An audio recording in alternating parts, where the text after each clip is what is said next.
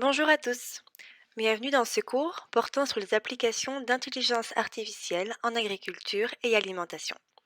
Je m'appelle Jennifer Adamski, je suis l'assistante de cours de votre professeur Hossein Bonagdari. L'objectif de ce cours est de voir comment l'intelligence artificielle peut aider, en pratique, à résoudre différents problèmes d'ingénierie. Voici le courriel de votre professeur. Vous pouvez le contacter tout au long du semestre pour des questions d'ordre général ou personnel. Si vous avez des accommodations, par exemple, n'hésitez pas à lui envoyer un message au début du semestre. Vous pouvez aussi convenir d'une rencontre Zoom ou Skype, par exemple, avec lui. Le forum est à privilégier pour poser vos questions. Déjà, cela permet à tous les étudiants de voir les questions et les réponses. D'autres étudiants ont peut-être les mêmes questions que vous, et du coup, les réponses seront plus faciles pour eux. Cela permet aussi de faciliter la gestion des réponses. Il est disponible sur le site de cours dans l'onglet à gauche intitulé Forum. Vous pouvez également m'envoyer vos questions concernant le matériel de cours par courrier électronique à l'adresse indiquée ici. Comme condition préalable à ce cours, les étudiants doivent être familiarisés avec l'environnement et les fonctions d'Excel. Excel est fréquemment utilisé pour traiter des grands volumes de données nécessaires à l'intelligence artificielle. Il vous sera utile pour effectuer pratiquement toutes les étapes du processus, y compris le pré-traitement, la modélisation et l'analyse statistique des données. MATLAB est l'environnement informatique qui sera utilisé pour le cours. Tous les codes que fournit votre professeur sont dans cet environnement. Si vous avez de l'expérience avec un autre langage informatique, n'hésitez pas à lui envoyer un courriel pour discuter de la manière dont vous pouvez adapter votre code au sien pour résoudre les problèmes d'ingénierie en intelligence artificielle. Si vous recherchez du matériel didactique supplémentaire concernant l'intelligence artificielle et son application pour résoudre des problèmes d'ingénierie en agriculture, nous vous proposons ce livre écrit par Norvig. C'est une excellente référence. Néanmoins, il n'est pas nécessaire pour terminer le cours. Votre principale source d'information est les présentations PowerPoint qui sont présentées ici. Cela vous fournira toutes les connaissances et les bases nécessaires pour réussir dans le cours et comprendre l'intelligence artificielle. Si votre curiosité vous pousse au-delà des frontières, il existe plusieurs bons ouvrages de référence qui peuvent s'avérer utiles dans votre cours. Si vous avez besoin de matériel de référence supplémentaire ou si vous recherchez des informations supplémentaires sur un outil en particulier, ces textes de référence peuvent vous être utiles. Nous pouvons vous conseiller par exemple le livre de Ginsberg qui détaille plusieurs aspects de l'intelligence artificielle qu'on aborde dans ce cours et qui fournit des détails intéressants sur l'application de MATLAB pour le machine learning. De même, le livre de Paluswek et Thomas est aussi une bonne source. Il existe une multitude de techniques et d'outils utilisés en intelligence artificielle. Nous avons compilé ici les meilleurs liens et sites internet utiles. Ce sont des boîtes à outils d'intelligence artificielle open source qui comprennent différents langages, des codes et des tutoriels. Ceci pourrait vous être utile pour terminer le cours ou pour votre future carrière universitaire. Nous avons par exemple VopalWobbit qui est un ensemble de données d'apprentissage automatique qui peut effectuer un apprentissage rapide. Si vous vous prenez de grandes passions pour l'intelligence artificielle et que vous recherchez un genre de moteur de recherche, nous pouvons vous proposer Yarpiz. Yarpiz, c'est un site internet, un peu comme une banque de données où de nombreuses personnes mettent leur code à disposition à des fins de recherche et à des fins académiques. Cela pourrait vous être utile, par exemple, dans des futures activités de recherche, par exemple liées à votre thèse ou à d'autres projets. Il y a plusieurs tutoriels qui vous expliquent les fonctionnements des codes et qui vous expliquent également comment modifier le code pour votre usage spécifique. C'est quand même très utile, c'est un bel outil d'intelligence artificielle. Si vous désirez vous former à l'intelligence artificielle, il existe la plateforme TensorFlow. TensorFlow, c'est une plateforme open source dédiée à l'apprentissage de l'intelligence artificielle qui est à votre disposition. Il dispose d'un écosystème d'outils complets et flexibles qui peuvent être utilisés pour créer et définir des applications d'apprentissage automatique spécifiques.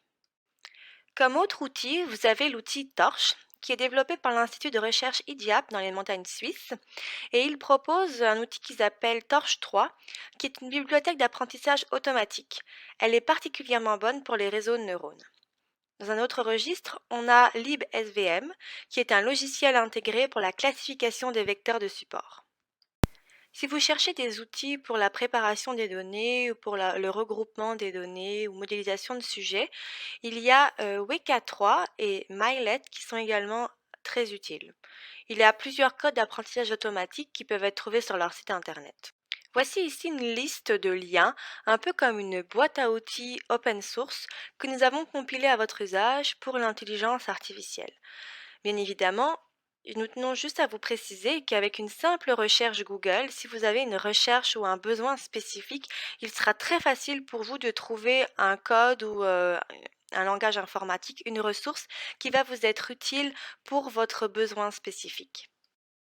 Le système de notation de ce cours sera divisé en deux volets, les devoirs et les quiz, qui représentent 35% de votre note, et les deux projets, qui représentent 65% de votre note. Le but des devoirs et des quiz est de vous aider à maîtriser le matériel de cours au fur et à mesure que nous progressons dans le cours.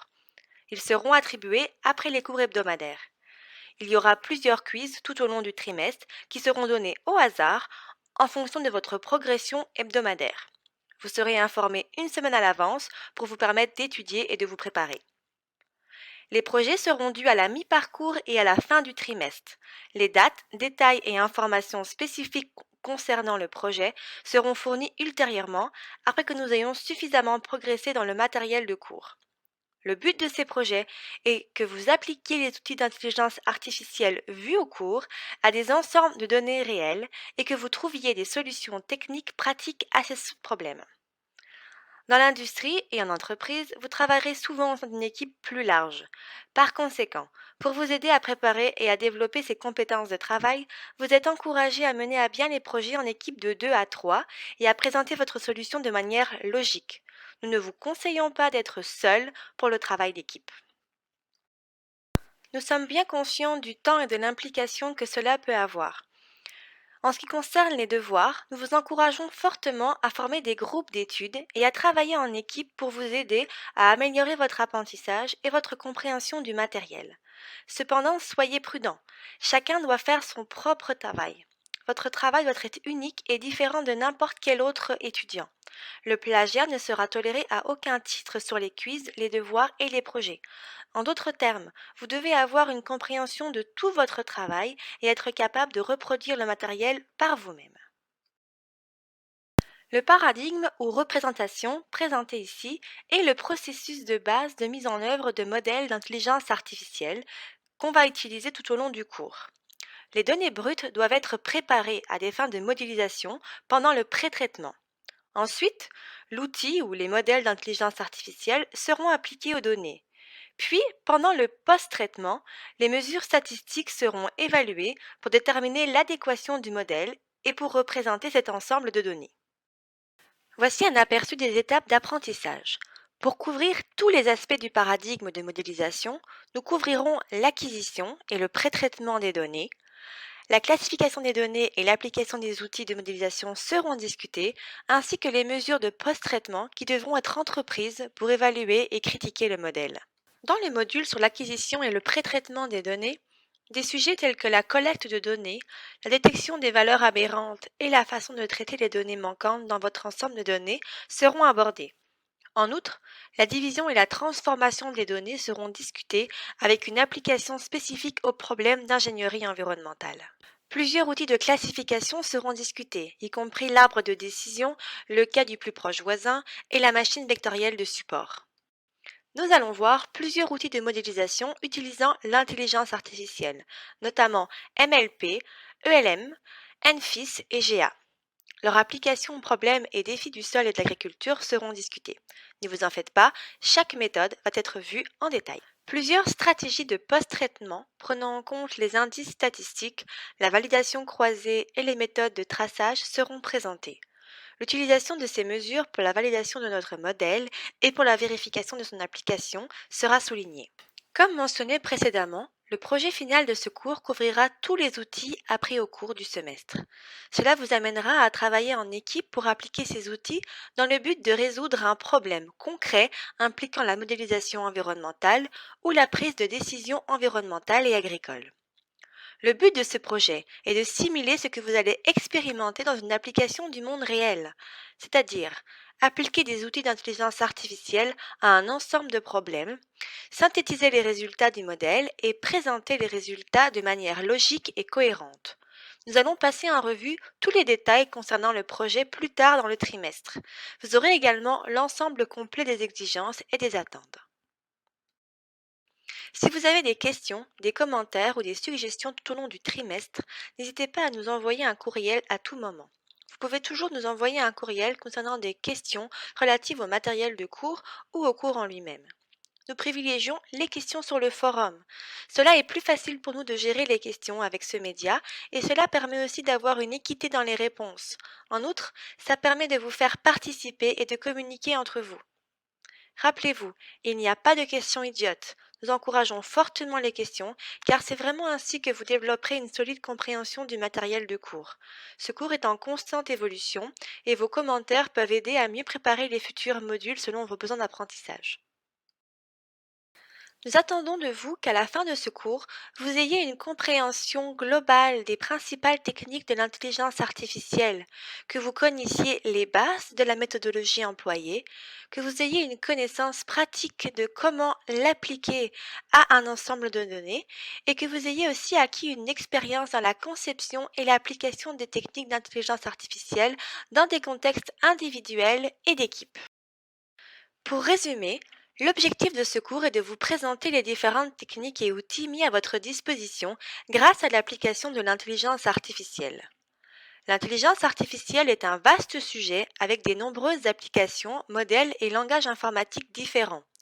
Ce cours vous permettra de mieux comprendre comment appliquer ces techniques pour résoudre des problèmes d'ingénierie et d'agriculture dans le monde réel.